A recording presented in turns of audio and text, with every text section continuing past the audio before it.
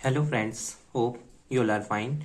Today we are going to study our chapter number 2 of class 12th geography, and the name of chapter is migration, types, cause and consequences.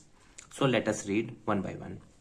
Basically इस chapter के अंदर हम ये पढ़ेंगे कि कैसे लोग माइग्रेट करते हैं, एक जगह से दूसरी जगह के पे जाते हैं और कैसे चीजों में शिफ्ट आता है और कॉन्सिक्वेंसेस कैसे बढ़ते हैं.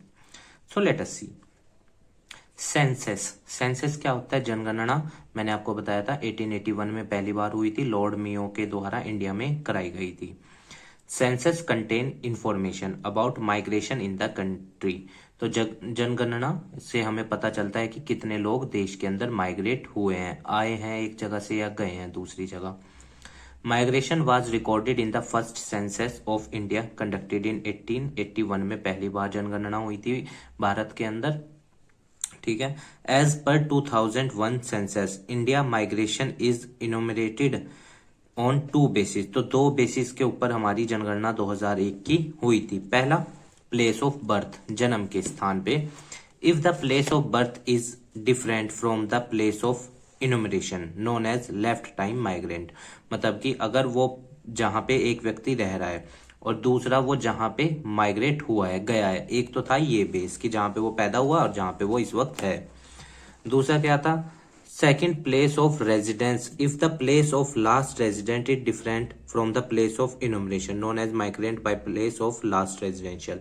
मान लो दूसरा तरीका था कि पिछले साल तो वो दिल्ली में था पर इस साल वो हरियाणा में है, पानीपत में है. तो इस बेस पे भी हमने जनगणना की थी, डाटा को कलेक्ट किया था.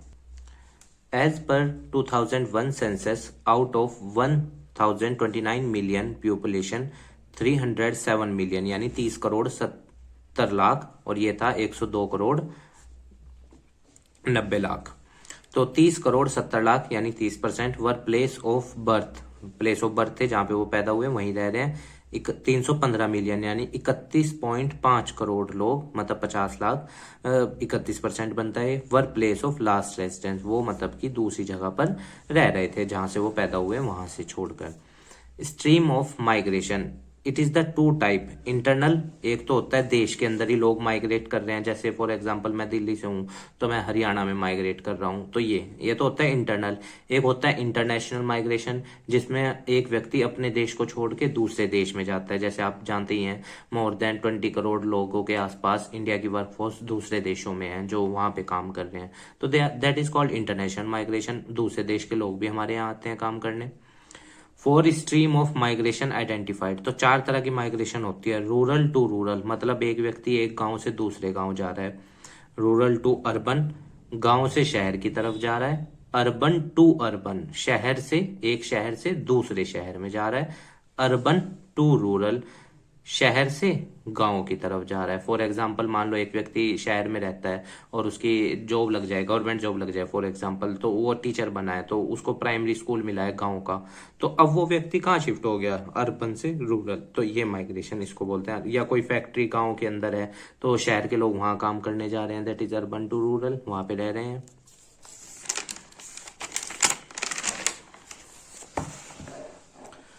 During 2001, out of 31.5 crore migrant place of last resident, इनमें से 98 मिलियन यानी 9 crore 80 lakh had changed their residence in 10 year.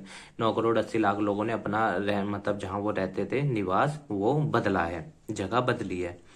Out of these, इनमें से 8 करोड़ 10 लाख वर इंटर स्टेट, जो इंट्रा स्टेट, जो मतलब कि अपने ही राज्य में. जैसे फॉर एग्जांपल अगर हम उत्तर प्रदेश के हैं तो एक जिले को छोड़ के दूसरे जिले में जा रहे हैं, तो वो होता है intra state migrant, as shown in figure.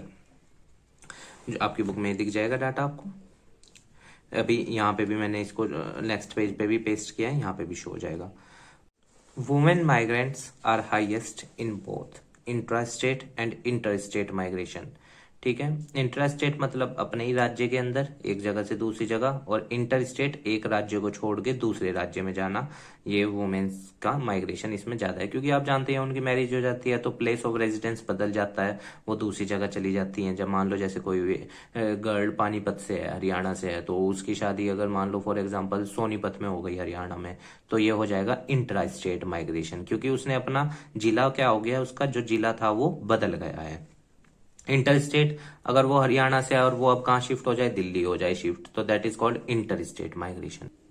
Short distance rural to rural, एक गांव से दूसरे गांव भी में भी हो सकता है माइग्रेशन, जैसे शादी हो गया एक गांव से दूसरे गांव चले गए, या एक शहर से दूसरे शहर चली गई। Whereas male migrant are highest in rural, और गांव में मेल माइग्रेंट ज्यादा होते हैं जो शहरों की तरफ मूव ऑन करते हैं। ऑफ इंटर स्टेट या तो दूसरे राज्यों में जाते हैं। Migration due to the economic reason, आर्थिक कारणों के चलते वो क्या होते हैं, दूसरे राज्यों में काम करने के लिए जाते हैं। International migration, it refers to the movement of people out of the country और out of the geopolitical border. जब एक व्यक्ति एक देश को छोड़ के दूसरे देश में जाए काम करने, पैसा कमाने, that is called international migration. India experience large number of international migration, India में भी पड़ोसी देश से लोग आते हैं काम करने, और भारत के लोग भी दूसरे देशों में काम करने गए हुए हैं बड़ी संख्या में। इंडिया सेंसस 2001 की जनगणना के हिसाब से मोर देन 50 लाख लोग, ठीक है ना, more than 5 million people have migrated to India, में आए 50 लाख से ज्यादा लोग दूसरे देशों से। जैसे out of these 96% came from the neighbouring countries, तो 96% इसमें से नेबरिंग कंट्रीज से आए, जैसे बांग्लादेश से आए 30 लाख, पाकिस्तान से आए 0.9 मिलियन यानी 9 लाख, नेपाल से आए 0.5 मिलियन यानी 5 lakh. Immigration, the action of coming to live permanently in a foreign country, जब एक व्यक्ति दूसरे देश में जाए और वहीं पे ही बस जाए, मतलब वहीं पे ही रहना शुरू कर दे और परमानेंट बेसिस पे, तो उसको बोलते हैं immigration. IMMIGRATION, immigration. There were 0.16 million यानी 1,60,000 के आसपास refugees from Tibet, Sri Lanka, Bangladesh, Pakistan, Afghanistan, Iran and Myanmar से इंडिया में आए हैं, जो परमानेंट बेसिस पे यहीं रह रहे हैं। इमिग्रेशन, इंडिया ये EMI वाला है और वो IMMI वाला है, तो इसमें कंफ्यूज ना होइएगा। इसमें व्यक्ति दूसरे देश से अपने देश में आता है, और इसमें व्यक्ति अपने देश को छोड़ के दूसरे देश में जाता है, तो ये याद रखना, उसमें आपके देश में लोग आएंगे और इसमें आपके देश से लोग जाएंगे। Immigration, India also experience huge immigration, ठीक है, इंडिया में भी ह्यूज इमिग्रेशन है। भारत के, मैंने अभी आपको बताया, बहुत सारे लोग दूसरे देशों में जाके काम कर रहे हैं और वहीं पे ही रह रहे हैं, कमा रहे हैं।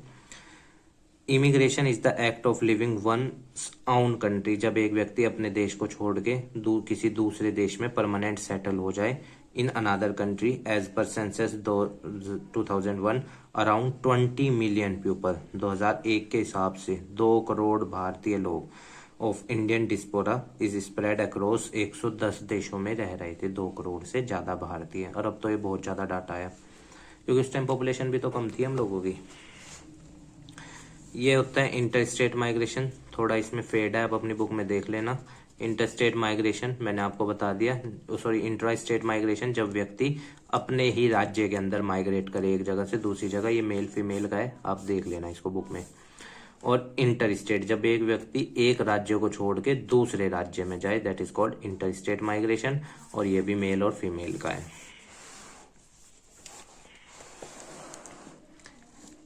Spatial variation in migration, spatial variation in migration in India there is uneven. Uneven कैसे, मतलब कि मान लो जैसे एक शहर है दिल्ली और एक शहर है मान लो सहारनपुर, तो अब लोग कहाँ पे ज्यादा माइग्रेट करेंगे, जाहिर सी बात है दिल्ली की तरफ, क्योंकि वहां अपॉर्चुनिटीज ज्यादा है इकोनॉमिक, तो सहारनपुर में कम माइग्रेशन होगा, तो इसको बोलते हैं अनइवन माइग्रेशन, मतलब एक जगह लोग ज्यादा जा रहे हैं दूसरी जगह कम जा रहे हैं। In India, there is an uneven spatial variation in migration in term of in migration and out migration. एक जिले को छोड़ के दूसरे में जाने वाले या एक राज्य को छोड़ के दूसरे में जाने वाले लोगों की संख्या भी अनइवन है, और एक राज्य को छोड़ के दूसरे में आने वाले की संख्या भी आने वाले।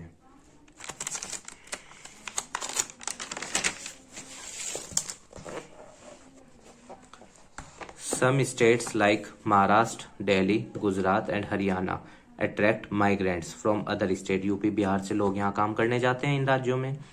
Maharashtra is the largest migrant receiving state. Maharashtra में सबसे ज्यादा लोग जाते हैं काम करने, 2.3 मिलियन यानी 23 लाख लोग। बिसाइड इसके साथ साथ Delhi, Gujarat, Haryana and other urbanised areas attract high number of migrant. और जो शहरी क्षेत्र हैं वहां पे भी लोग काम करने जाते हैं, क्योंकि बेसिकली क्या होता है, जो शहरी इलाके होते हैं वहां पे कमाई के या स्टैंडर्ड ऑफ लिविंग या सुविधाएं ज्यादा होती हैं, तो लोग वहां पे माइग्रेट करना चाहते हैं।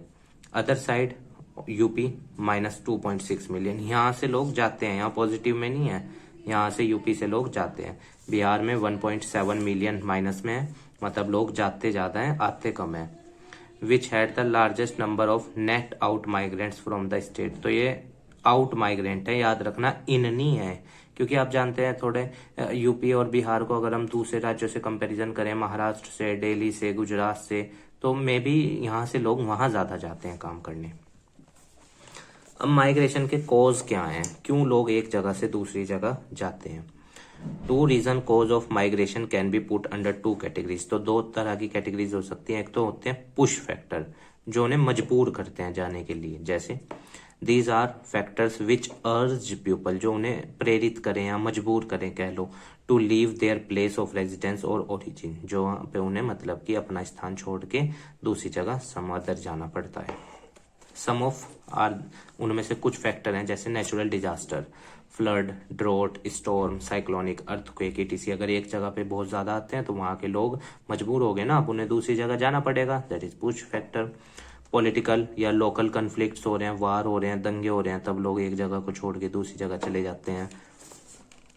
High population pressure on land, अगर जमीन पे घनत्व डेंसिटी पॉपुलेशन की ज्यादा हो तब लोग, जैसे कुछ लोग होते हैं जो खुले में रहना चाहते हैं, मतलब कि खुले एरिया में, या फिर अपना बड़े घर हो, तो वो फिर माइग्रेट कर देते हैं। Poverty, lack of employment opportunity, ये भी एक कारण होता है। अगर कहीं पे गरीबी ज्यादा है, अपॉर्चुनिटीज कम है, तो लोग दूसरी जगह माइग्रेट करते हैं।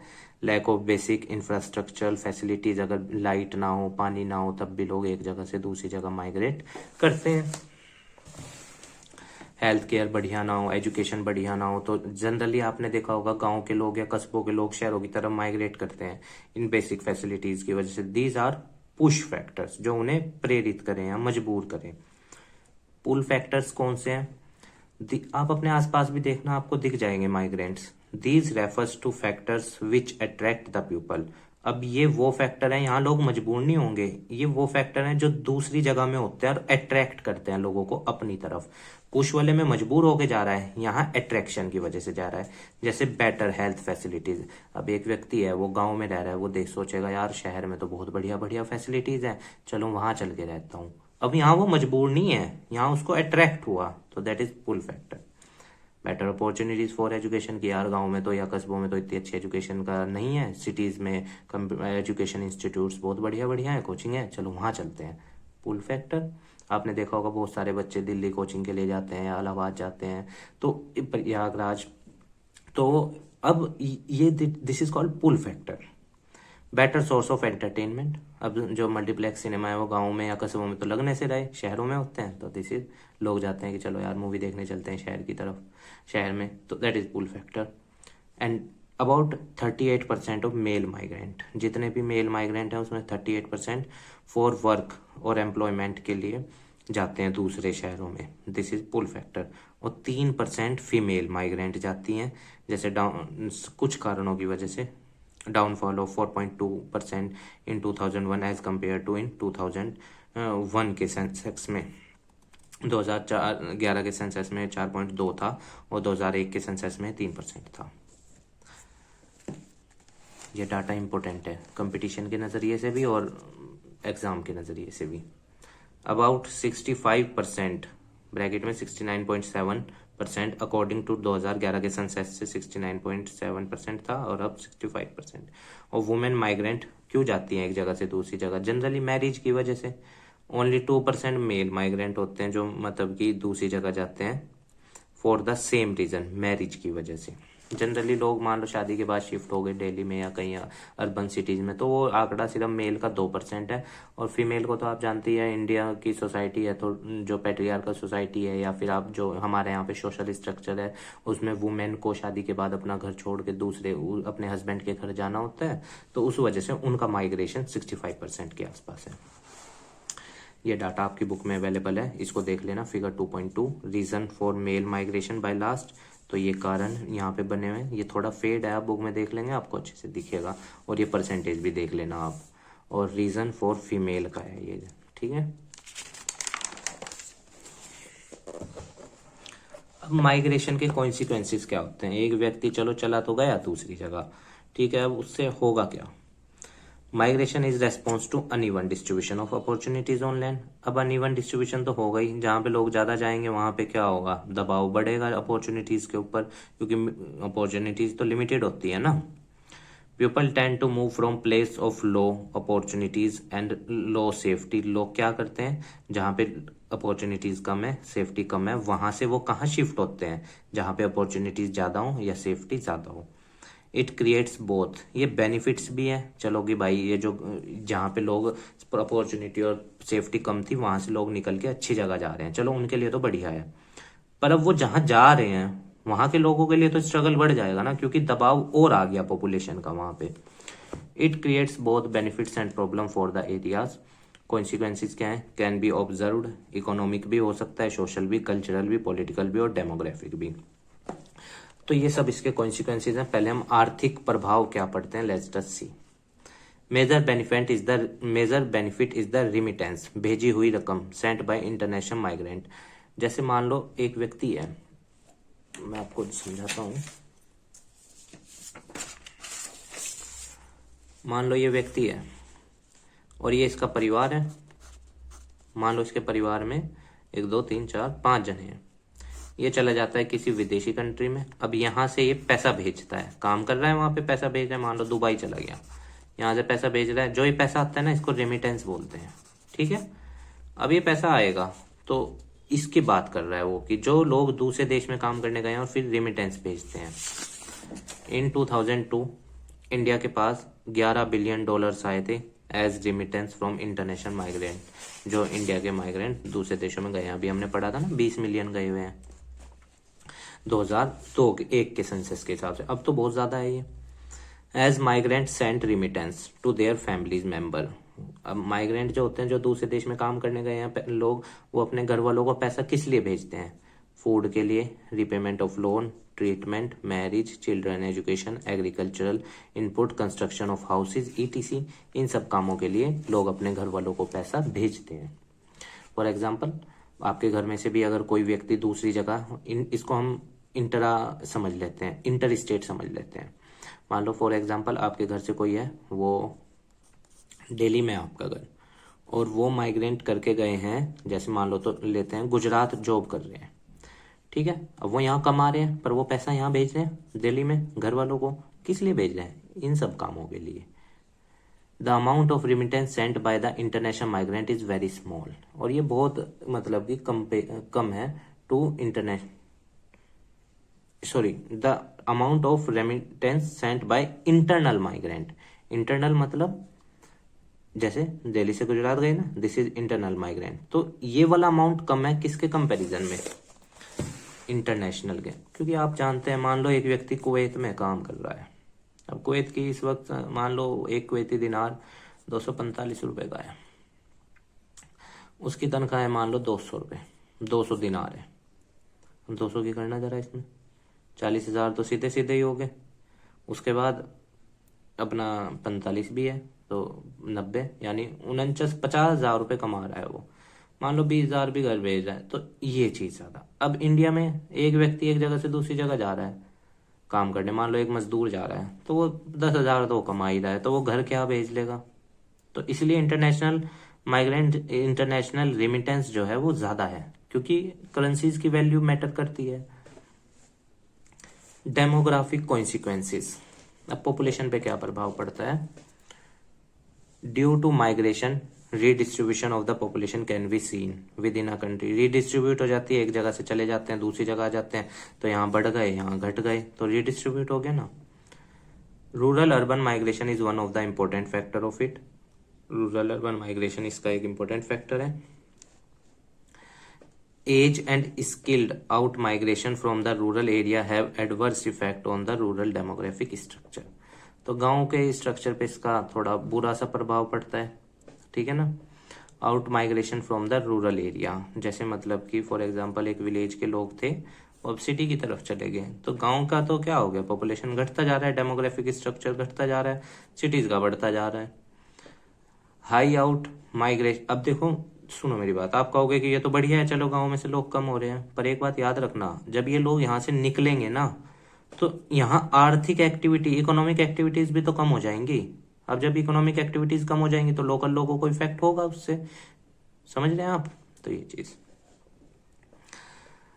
हाई आउट माइग्रेशन मतलब बाहर निकलने वाले जो जाते हैं दूसरी जगह। पहले ये देख लेते हैं, age and skilled out migration, जो पढ़े लिखे लोग हैं और जो यंग हैं, from the rural area have adverse, नुकसान होता है क्योंकि वो दूसरी जगह जाके काम कर रहे हैं, तो वहां के लोगों का तो डेवलपमेंट होगा। मान लो कोई व्यक्ति इंजीनियर है बहुत बढ़िया, उसको काम आता है, या फिर इसको छोड़ो एक व्यक्ति मैकेनिक है बहुत बढ़िया, अब वो गांव में काम कर रहा था, पर अब वो कहाँ चला गया, सिटी की तरफ चला गया काम करने। अच्छा चलो ठीक है, यहाँ जाके वो सेवाएं दे रहा है, बढ़िया पैसा कमा रहा है, पर यहाँ तो सर्विस गई ना, अब यहाँ पे कौन आएगा। तो ये चीज हाई आउट माइग्रेशंस फ्रॉम, जैसे आप देख सकते हैं Uttarakhand, Rajasthan, Madhya Pradesh, eastern Maharashtra have brought serious imbalances. तो इम्बैलेंस तो होएगा ही, जाहिर सी बात है, सेक्स कंपोजिशन में भी इन राज्यों में, या फिर आप कह सकते हैं कि इकोनॉमिक कंपोजिशंस में भी होगा। सोशल कोइंस, क्योंकि देखो मान लो एक व्यक्ति उत्तर प्रदेश का है और वो स्किल्ड है, वो गया महाराष्ट्र या दिल्ली गया, और वो दिल्ली चला तो गया, वो यहाँ जाके अब अपनी स्किल्स को यूज करेगा, तो यहाँ के लोगों के लिए बढ़िया रहेगा या यहाँ के ऑफ कोर्स, भले ही ठीक है वो घर पे अपने पैसे भेजे, पर बढ़िया यहाँ के रहेगा क्योंकि वो नई नई चीजें यहाँ बना रहा है। सोशल कॉन्सिक्वेंसेस, समाज पे क्या प्रभाव पड़ता है। Migrants work as an agent of social change, समाज में तो परिवर्तन आएगा ही। They diffuse new ideas of science and technologies, family planning, girls education etc from one place to another. अब एक व्यक्ति जो यहाँ का था वो नए आइडियाज यहाँ सोच सकता था, पर वो तो माइग्रेंट होके यहाँ चला गया, तो अब वो नए आइडियाज भी कहाँ शिफ्ट हो गए, यहाँ। वो फैमिली प्लानिंग भी कहाँ शिफ्ट हो गई, यहाँ। वो गर्ल्स एजुकेशन भी यहाँ, अब यहाँ डाउन चला जाएगा, यहाँ अप चला जाएगा, ये चीज। Migration lead to intermixing of people from different culture, intermix हो जाएंगे, जाहिर सी बात है। अब एक जगह से आप कह सकोगे अगर मतलब कि एक्सट्रीमिस्ट सोच है तो बात अलग है, पर अगर हम जनरल सोच रखें तो बढ़िया है कि भाईचारा बढ़ता है लोगों के बीच में, जब एक व्यक्ति दूसरे कल्चर को समझता है, दूसरे कल्चर को अपनाता है, तो इंटरमिक्सिंग होता है। For example this is the structure, इस जगह पे सिख लोग रहते हैं और इस जगह पे हिंदू लोग रहते हैं, तो हिंदू लोग मतलब हिंदू फैमिली यहाँ पे मूव ऑन करी, अच्छा वो यहाँ पे रहने लगी, तो कल्चर अब क्या होगा, इंटरमिक्स, ये इनकी चीजों को अपनाएंगे, ये इनकी चीजों को, समझ आ रहा है। और यहाँ पे सिर्फ ये किसको अपना रहे थे, हिंदुइज्म को, तो यहाँ पे ठीक है फैटर्निटी बढ़ेगी अगर एक्सट्रीमिस्ट लोग नहीं है तो, और अगर एक्सट्रीमिस्ट हुए तो फिर स्ट्रगल बढ़ेगा, वो अपने रिलीजन को सुपीरियर दिखाएगा ये अपने को, तो इसलिए अलग है। आर्टिकल 25 से 28 इंडियन कॉन्स्टिट्यूशन का फ्रीडम ऑफ रिलीजन देता है। It has positive contribution to make new, इसका पॉजिटिव कंट्रीब्यूशन भी है, नए रिलेशंस बनते हैं, हम एक जगह को छोड़ के दूसरी जगह जाते हैं तो नए नए लोग मिलते हैं, और जो नैरो कंसाइड रिलेशंस होते हैं, जैसे मान लो अब हम अपने गांव में ही रह रहे हैं तो हमारा दायरा कम है, पर अगर हम जब शहर में जाएंगे तो ये लोग तो अपने थे ही, यहाँ के लोग भी तो हमें मिलेंगे, तो दायरा बढ़ गया ना, वो चीज। But it also has serious negative effect भी होंगी, which create social discrimination, also fall in the trap of anti-social activities like crime and drug abuse etc. ये सब काम भी कई बार बढ़ जाते हैं। देखो पॉजिटिव नेगेटिव कॉन्सिक्वेंसेस एक चीज के हमेशा साथ चलते हैं, बस हमें कोशिश ये रहनी चाहिए कि हम सब मिल के रहें। एनवायरमेंटल कॉन्सिक्वेंसेस, वातावरण पे क्या प्रभाव पड़ता है। अब वातावरण पे तो भाई प्रभाव पड़ेगा ही। बहुत बढ़िया एग्जांपल से समझाता हूँ। मान लो ये व्यक्ति है, ये इस इलाके में रह रहा है, ये बाबूजी शिफ्ट हुए यहाँ अर्बन में। यहाँ तो घर था ही ना, अब यहाँ भी घर खरीदा तो जिस जमीन पे वो घर बना होगा वो उतनी जमीन लैंड एनवायरनमेंट में से क्या हो गई, कम। अब ये लोग यहाँ जा रहे हैं तो सिटीज में पोल्यूशन भी बढ़ेगा, यूज करेंगे जब चीजों को, क्योंकि स्टैंडर्ड ऑफ लिविंग बढ़ जाता है ना। दूसरा वेस्टेज भी होगा, वेस्ट भी तो कंपोज करती है मतलब धरती हमारा। तो ये चीज, और जब इस कमाइयाँ बढ़ती हैं तो आदमी अपने खर्चे भी बढ़ाता है, तो एनवायरनमेंट को नुकसान होता है, क्योंकि बढ़िया से बढ़िया बाइक कार तो एनवायरनमेंट को पे करनी पड़ती है वो चीज़, क्योंकि पोल्यूशन तो एनवायरनमेंट झेल लेगा ना। हम तो तेल डलवा के आ जाएंगे पंप से, पेट्रोल पंप से। तो over crowding of people due to rural urban migration has put pressure on the existing resource, तो जो लिमिटेड संसाधन है उनके ऊपर दबाव बढ़ जाता है पर्टिकुलर रीजन में, तो कॉस्ट किसको पे करनी पड़ती है, एनवायरनमेंट को। Due to over exploitation of natural resources, आपको पता है मानव ने प्रकृति को कितनी दबा के वेस्टेज कर रखी है। Cities are facing acute problem, बहुत ज्यादा प्रॉब्लम्स है शहरों के अंदर। डिप्लेशन ऑफ ग्राउंड वाटर, पानी जमीन का जल स्तर कम हो रहा है। जैसे अभी महाराष्ट्र के अंदर लातूर है एक जगह, आप देखना वहाँ, उसके बारे में पढ़ना, वाटर क्राइसिस। दिल्ली में देख लो कितना पानी मतलब मोल खरीदना पड़ता है। हमारा उत्तर प्रदेश तो चलो फिर भी बढ़िया है कि यहाँ पे ग्राउंड वाटर लेवल अभी है, पर इन शहरों का क्या होगा। Depletion of ground water, air pollution देख लो आप दिल्ली का, because of migration. Disposal of sewage, sewage मतलब जो कूड़ा निकलता है घरों से, या जो आप कह सकते हैं सीवर के जरिए, वो भी तो बढ़ता ही है। मैं एक जगह पढ़ रहा था एक बार कि उसमें लिखा हुआ था 1 लीटर गंदा पानी 8 लीटर साफ पानी को खराब करता है। अब देखिए सॉलिड वेस्ट भी निकलता है घरों से। दिल्ली में करकल डूमा शायद मेट्रो स्टेशन है, अगर आप नेट पे सर्च कर लीजिएगा, कूड़े के पहाड़ लगे हुए हैं। तो सोचने वाली बात है जरा, ये हम मानव को प्रकृति का बहुत सोच समझ के उपयोग करना चाहिए। Others migration even excluding the marriage migration effect the status of women directly और इनडायरेक्टली, इन पे भी प्रभाव पड़ेगा।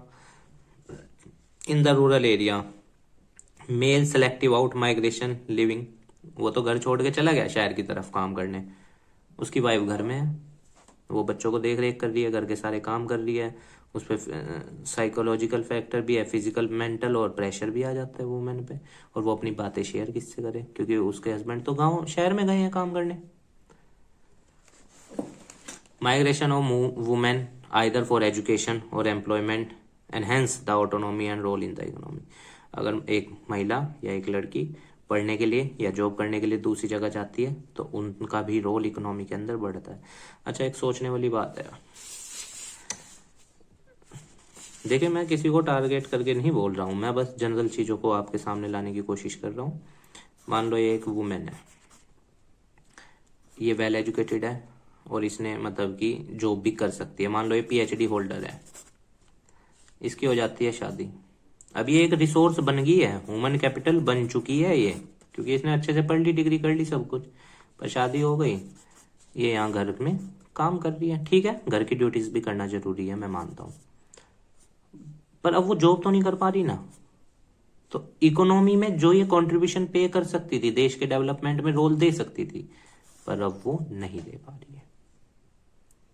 तो ये भी एक कारण है कि देश बैकवर्ड रह जाते हैं या अंडर डेवलप्ड या डेवलपिंग कैटेगरीज में, क्योंकि एक बहुत बड़ी परसेंटेज ऑफ वुमेन्स की जो स्किल्ड है, जो नॉलेजेबल है, वो घरों में ही रह जाती है।